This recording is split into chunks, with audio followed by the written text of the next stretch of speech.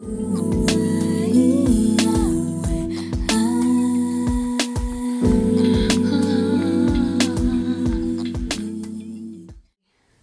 guys, so today's video is going to be a bit different. I just finished doing this makeup look, by the way, but I don't know if I'm going to upload it because it didn't really turn out the way I wanted it to. Also, I'm not very good with talking to the camera while doing my makeup, so that's one of the main reasons I'm contemplating not putting up that video. Anyway, I just thought I'd do something a little different. I wanted to talk about some of the things that I experienced while setting up this whole YouTube channel. Not channel, but just things relating to getting this whole makeup thing in place and just my overall experience of things. So one of the first things that I did was look for a fantastic camera to shoot my videos, and because video quality is extremely crucial to your branding and your whatever content you're putting out, it's important that it's good and it appeals to people in that sense. I mean, I know as a person who's viewing someone that I really admire, I always go for videos that have fantastic quality, visual. So yeah, so on doing my research, I initially started off with a Nikon Coolpix 9900, which is just a basic point and shoot. I got that because at the time for the price of I think 15,000 or 16,000 bucks, it has a fantastic zoom range, and it also it's got a flip screen, which not many point and shoot cameras have. Well, at least that price point I think does not offer. Correct me if I'm wrong, but at least at that time there were no other cameras at that price point offering that feature, which was, I believe, important for when you're filming yourself to be able to see your framing and things like that. It shot in 30 frames per second, and like I said, the main reason for me getting it was to just understand the basics of photography and learn how to use the camera in manual mode and things like that. However, I feel like I used that camera more. I did practice manual settings and things like that using the camera on manual mode, because I think you can get the best results from using a camera in manual mode. But yeah, I think it had a fantastic autofocusing system, and I used it a lot. I think mostly on the auto mode, which was very easy to use. So for someone who's really just trying to understand the basics of, say, photography and a camera and things, it's a good camera to pick up if you're going to start a YouTube channel. Then once I got familiar and I did a lot of research. Please do your research. That's something I highly recommend. Always know what you're looking for and only go for things that kind of, that match that little list of yours. So I was then looking for a camera which I wanted Wi-Fi, I wanted good visible, a flip screen, good battery life was very important. Definitely wanted something which had 60 frames per second 1080p. Those were like my important points. And on doing my research, I came across a couple of cameras at the time that I thought were really good. One was the Canon 760D, and the second was the Nikon D5500. Now the Canon was a bit more expensive than the Nikon at the time, and for the kit lens, the 18 to 135mm kit lens, I think the Nikon offers a 18 to 140 or something like that. Anyway, it was something on those lines. The Nikon was cheaper. It had Wi-Fi, it had a touch screen, battery life was fantastic. Apparently the professional output of the Nikon was much better than the Canon, and I asked a lot of professionals. I also did a lot of YouTube research, and there were some professional photographers whose channels I checked out and things like that, and they all felt like not all of them, but most of them felt that the Nikon was much more reliable. Say for example, when it came to Moyer and rolling shutter, that the Nikon performed much better.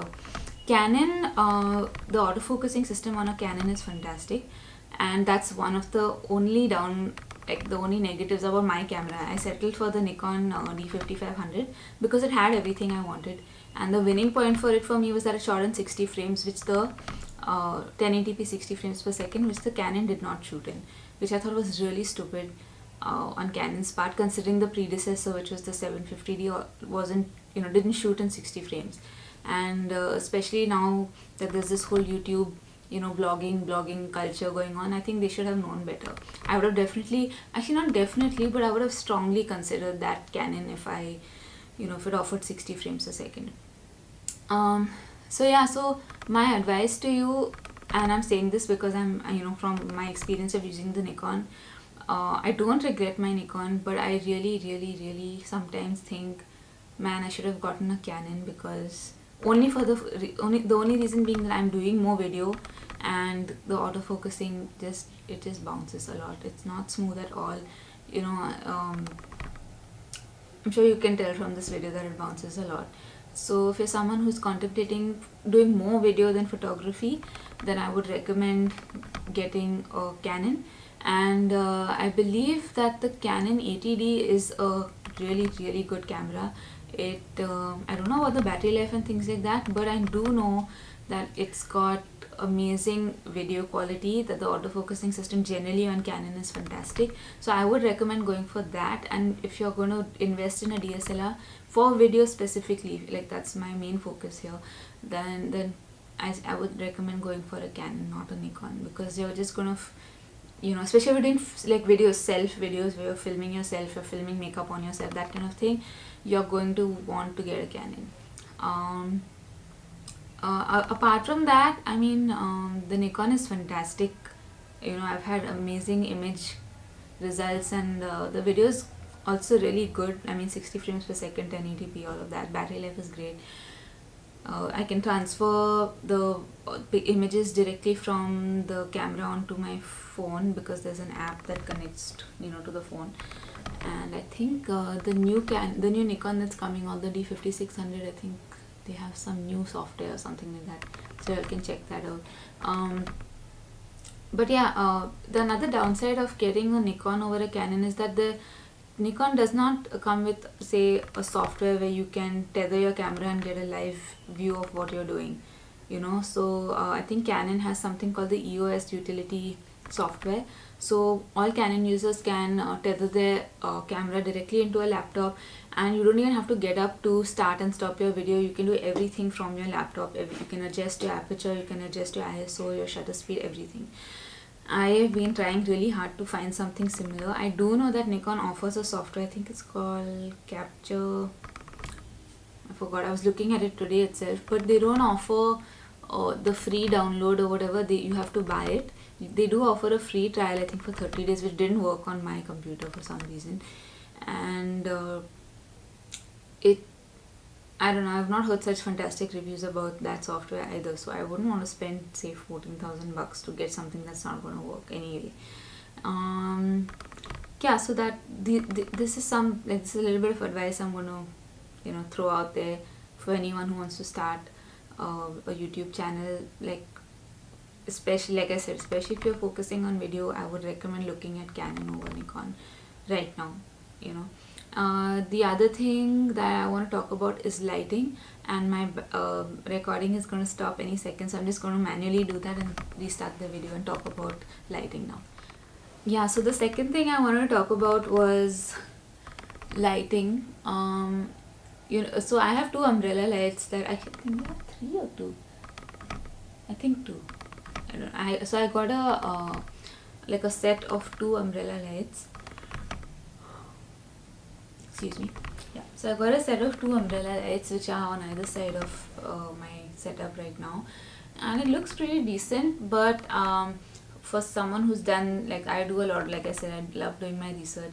I wanted to find like daylight lighting, which is supposed to be 5500 Kelvin or something like that, and you just don't get that color temperature here. It's very difficult to find it, in fact, and that's one other little problem that you might face. So what I would recommend, those ring lights that you get, which are supposed to be whatever, Diva ring lights or whatever, so those usually have a temperature adjustment as well as a brightness adjustment dial on the lighting, on the light mechanism. And you can also you can mount your camera at the center of the light, because it's like a donut, so the light is just around like that, and the camera pops into the center, so it lights up everything evenly, and you can adjust your color temperature and brightness and things like that. So I don't know if you know this website called aliexpress.com, and the ring lights on say amazon.in and abroad and things like that generally are really expensive. So AliExpress offers one brand called Falcon Eyes. Falcon Eyes 300 or something. They have different versions. So you get 300 LEDs or 600. It's a whole ring light thing, and you can have a temperature adjustment, and you can adjust the brightness, which I think is good. So I think you can find, if you do your, like if you look and search and find a reliable seller, there are ways to identify somebody who's reliable. Then you can get a ring light for about $88, which is, trust me, a lot cheaper than a lot of the other ones that are out there. I think the Diva ring light and these kind of things, they retail for about 14 or 16 or 20,000, at least on amazon.in, and amazon.com also is a few $100s and stuff like that, so it's pretty expensive. But AliExpress sells it for less than $100, which is pretty good in my opinion, especially if you're getting light which you can adjust the color temperature. There's nothing like it. So I would say don't waste your money on getting umbrella lights and things like that, because one is the umbrella lighting takes up a lot of space, especially if you're somebody who has a Nikon and has to keep getting up and adjusting it and setting things right. It's these things kind of get in the way. So I would recommend just getting one ring light, and this is all for like somebody who's going to start off. Okay, I'm not saying you shouldn't ever get umbrella lights and things like that, but this is just my advice. I think, like, had I known better, maybe I would have taken my own advice right now, basically. The other thing too, sorry, just going back to the camera, the Nikon remote for the D series, it only triggers photographs. It does not trigger video. That's another thing to keep in mind about Nikon. I don't know why that happens, and it's so stupid, because even though Nikon recommends this this remote, they never tell you that it does not trigger the video. Triggers video on your camera, even though you set it to shooting video. Like, you can choose, okay, remote for video, whatever that setting is. When it doesn't work, it's just damn stupid. The other thing that I would suggest is that your lens for your camera is one of the most important things.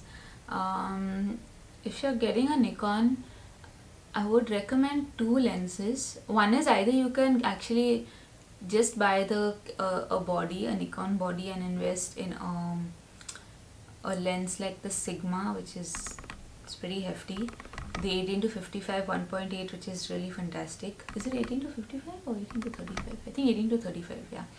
The 18 to 35 Sigma 1.8 art lens, which is really good, extremely sharp, only built for crop sensor bodies, not for full frame, so keep that in mind. It's available for, I think, Sony, Canon and Nikon, so make sure you're getting it for the right camera type that you have. Or you could go for a Canon body, like I said, because the autofocusing system is fantastic, and invest in a Sigma lens. Invest in one prime lens, and I think you'll be good to go. I think from everything that I have, with my camera, I use my 35mm 1.8G lens a lot.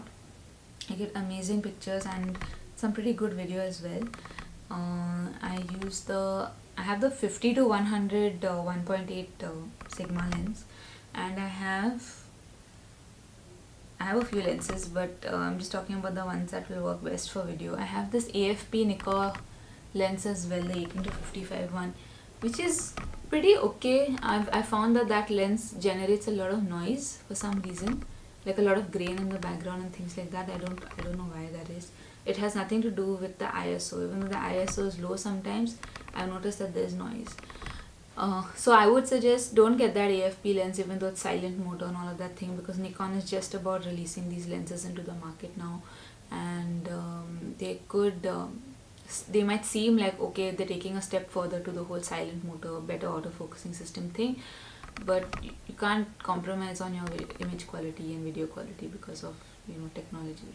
I mean, if Sony and Canon and stuff are cracking it, I'm sure these guys can as well. Anyway, so yeah, so if you're getting generally invest in one prime and like a 35 mm or a 50 mm, and I would recommend one of the Sigma lenses because they're really good. You have a zoom range, plus you have I'm talking about the Art series lenses. They're a bit expensive, but it's worth it.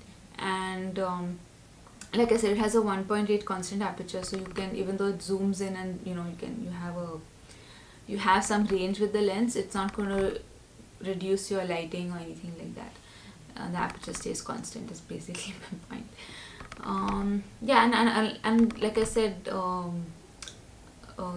don't I also was wondering about background, because your background like for me, I thought maybe adding a plain background is going to help with my autofocusing shuffling so much, but I haven't yet tried that. I would, for someone who's starting off, maybe recommend, one is either just shoot in whatever setting you have. I have a lot of white walls in my house, but unfortunately the lighting does not, I haven't adjusted my lighting, or rather the plug points are such that I can't just use one of the plain white walls as my backdrop. And or you can get a backdrop, like you get these backdrop kits or whatever, which comes with one black and one white and one green, like a giant curtain, which is I think 8 by 12 feet or whatever, and you have like a giant curtain rod, that stand kind of thing, so you can get one of those. What is any other thing that I can think of? Maybe, yeah, I actually I've been trying to find a lot of basically what's the best settings for shooting video. Now I don't know about Canon, because like I said, Canon is just really good with their autofocusing system. I do believe a lot of people set it on AFC so the focus stays fixed, but if you have products and stuff, it focuses immediately on that and things like that. But speaking for Nikon, I mean, I don't know what the best setting is, because if I do put it on AFS, which is autofocus single or something like that, which is basically if you're focusing on a very on an object that's fixed in position and things like that, then it's great. But it won't autofocus, even though I don't know why that is. I don't know. I'm a little confused. Maybe I'm saying something wrong here. I think the Canon people use AFC. I'm talking about makeup artists and stuff like that. The thing with Nikon is, I don't know what are the best settings for shooting video, because when I try using the AFS focus mode, it will not focus on anything other than where, say, if I'm sitting here and I've set the focus to AFS, it will not focus beyond this exact point. So if I move behind, now it's focusing on me because it's on AF autofocus continuous, I think, or full-time autofocus, AFF or whatever. But if it's not on AFF and if it's on AFS, it will not focus on anything beyond that point that it's been fixed at. I don't know if that, I mean, there's no other setting really, and apart from manual focus, I don't know. Canon, on the other hand, has, I think, something called AFC mode, which a lot of people use, which is continuous autofocus, which is like AFF on the Nikon, which is a full-time, I think, autofocus thing. But it's just much smoother and it's great as compared to the Nikon. I still have, and there's another issue I find with the Nikon when you're shooting shooting video. I've set my flicker reduction. First it was an auto, then I set it on 60 Hz. But if I reduce the frame rate on my Nikon to say 60, I get a solid flicker. So I always have to film in 100 frames per second. I'm a beginner also, so if someone knows why that's happening, please tell me.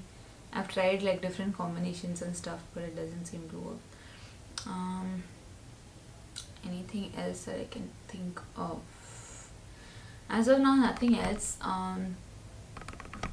Just ask me questions in the comments below, and hopefully some of what I've said helped and helped somebody. So yeah, that's about it. I know it's a very strange, maybe unexpected kind of video, but these are some of the things that I've been experiencing overall with this entire Nikon setup kind of thing. If you're thinking of getting an external monitor, I only got one because of the issue with the Nikon software thing. But if you are someone who has Canon, you won't need to get an external monitor. You can plug your camera straight into your laptop and manage with everything. So yeah, I think that's about it. And thank you for watching. And I hope I see you guys soon. I don't know about this look. I mean, I don't know. I'm not sure about that video because I couldn't speak properly when my cat's got a fur ball. Okay, anyway, I've got to attend to him now. So, see you guys.